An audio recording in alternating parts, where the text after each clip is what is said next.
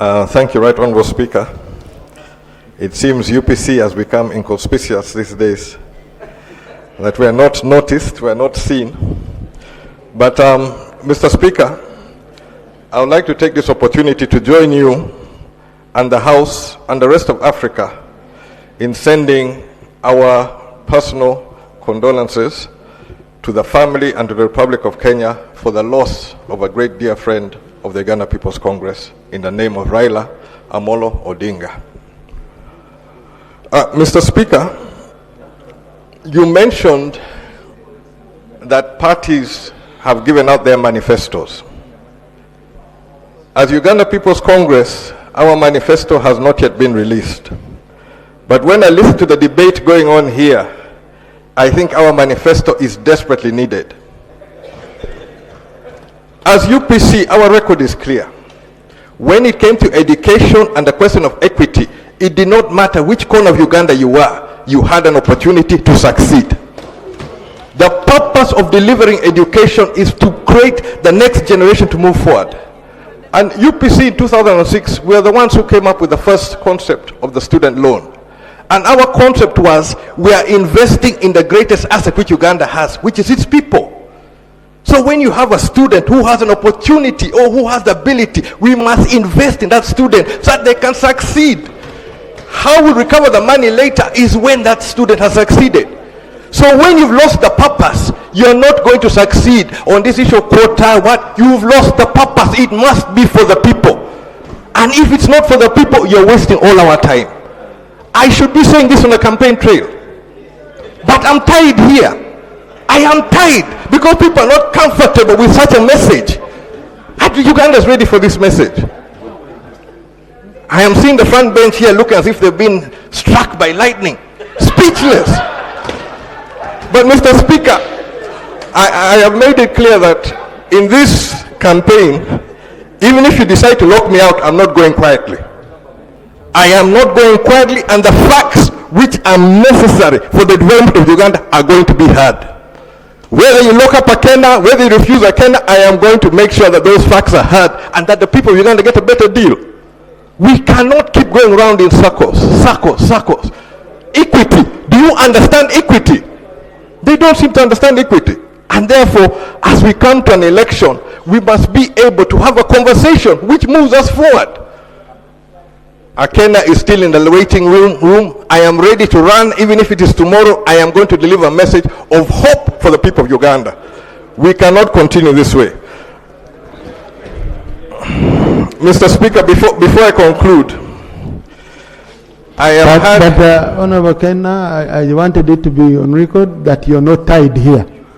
We will not tie anyone here, and we will not allow anyone to be tied here. If it's outside, well and good, but not in this house. This house, you're free.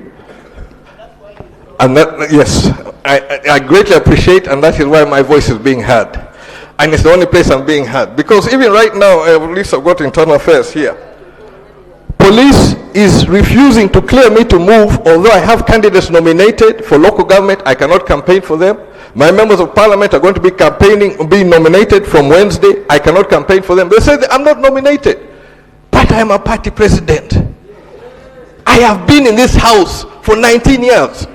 I have campaigned on UPC. UPC, we have been together on so many issues, and we've even been able to sit sit with you on the front bench. But when it comes to equity, God bless Uganda.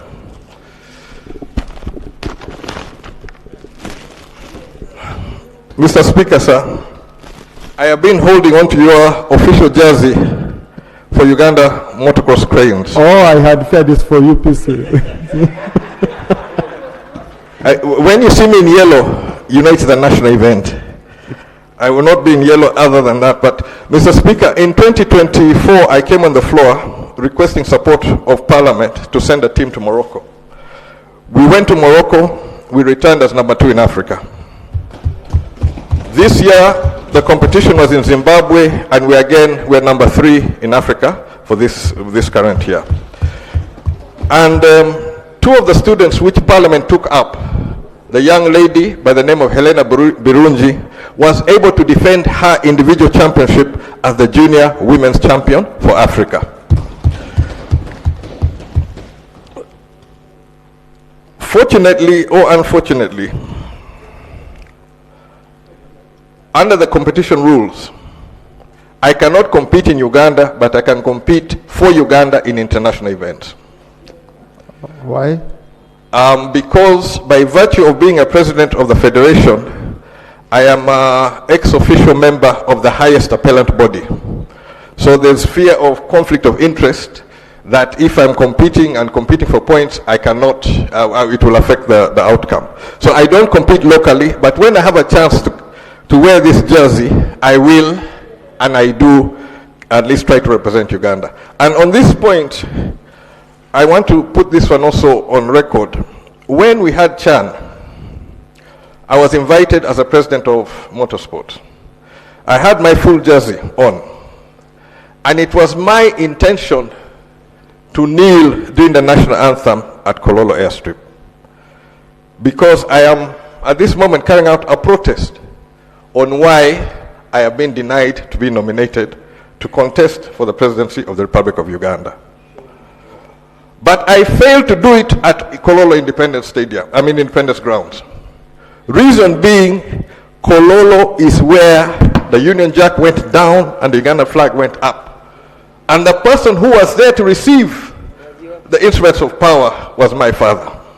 So it was not going to be possible to see Akena kneeling in Kololo when the national anthem for Uganda is being played. But that doesn't mean I'm not hurt. It doesn't mean I am not breaking inside.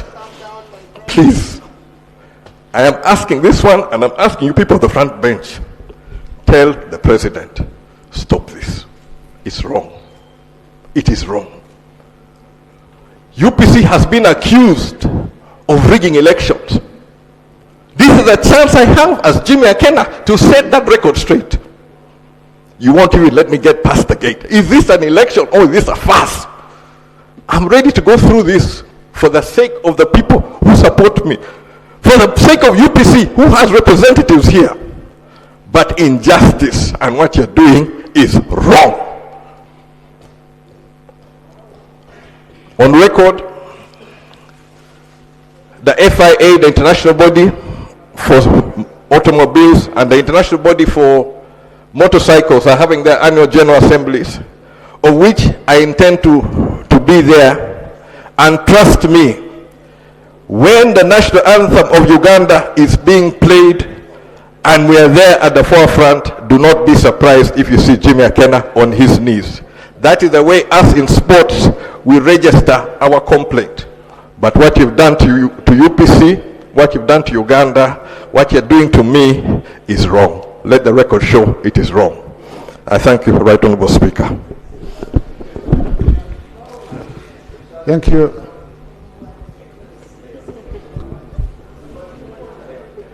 Yeah. No, I can receive it. It's mine. It's not yours.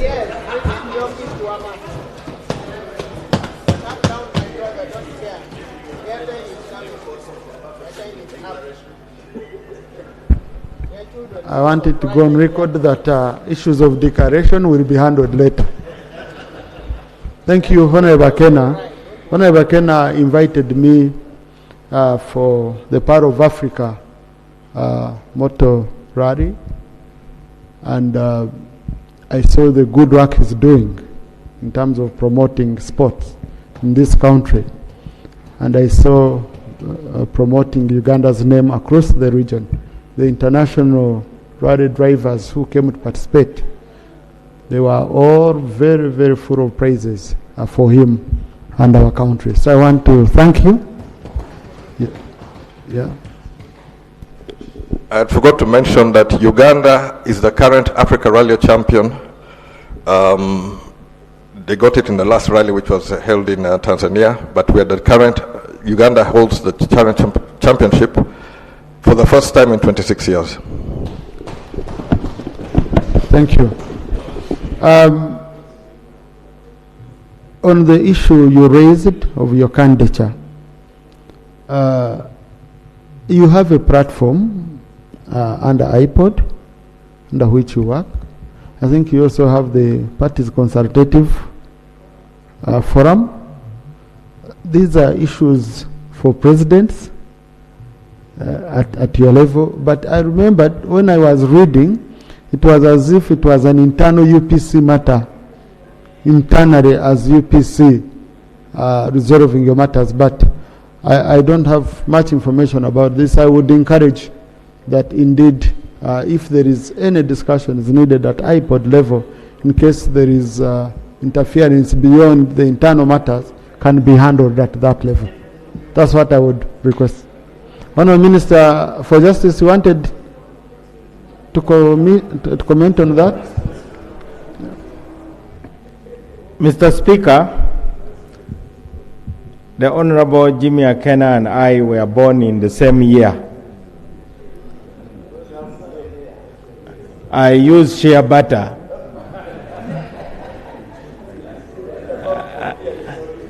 I use shea butter and I shave my chin.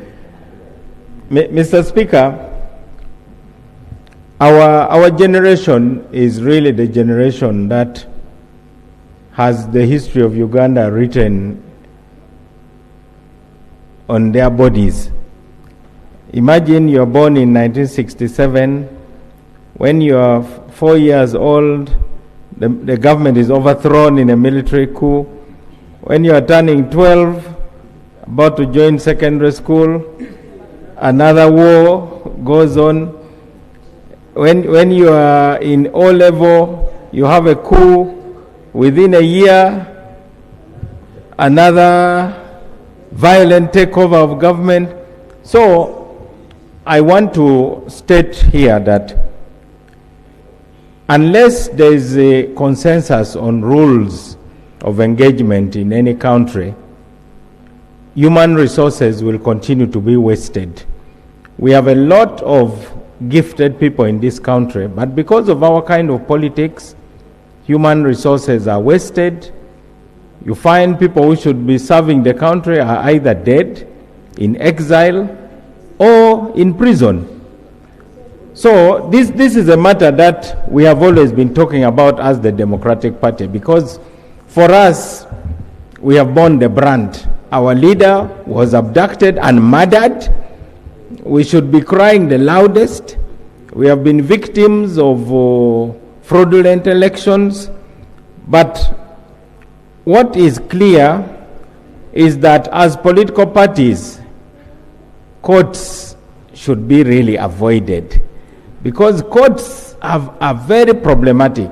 I know for a fact that the UPC case, the moment it went to court, whoever talked to me, I told them, please avoid court, because then you have injunction after an injunction, and sometimes you have decisions that are not based on good context. It is regrettable that a substantive leader like the Honorable Jimmy Akena, who for years got his education at the feet of one of the best statesmen in Africa, Dr. Apollo Milton Obote, is unable to run for president. But amends definitely can always be made. In Kenya, a man who has been mistreated, who was abused left, right, and center, finally, as they say, Basimo Genze. Fortunately, the Honorable Jimmy Akena is still young. He's in good health. What does that mean?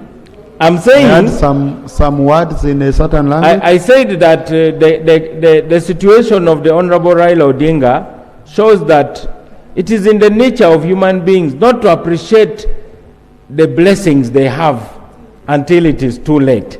But it will never be too late for the Honorable Jimmy Akena. So that's what Basimo Genze means? Basimo Genze means you are appreciated when you are dead. Okay.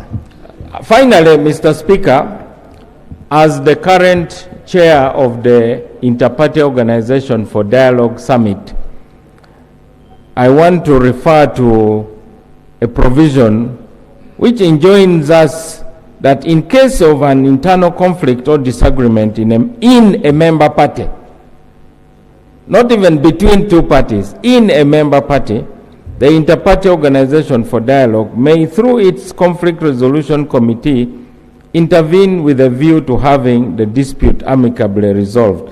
This is not confined to the Uganda People's Congress. I've had my fair share. The National Resistance Movement virtually degenerated into a Kung Fu tournament in some cases in their internal primaries. The leading opposition party in the Parliament of Uganda are still smarting from painful processes of selecting candidates. This is a sign that Uganda is still an adolescent in terms of democracy.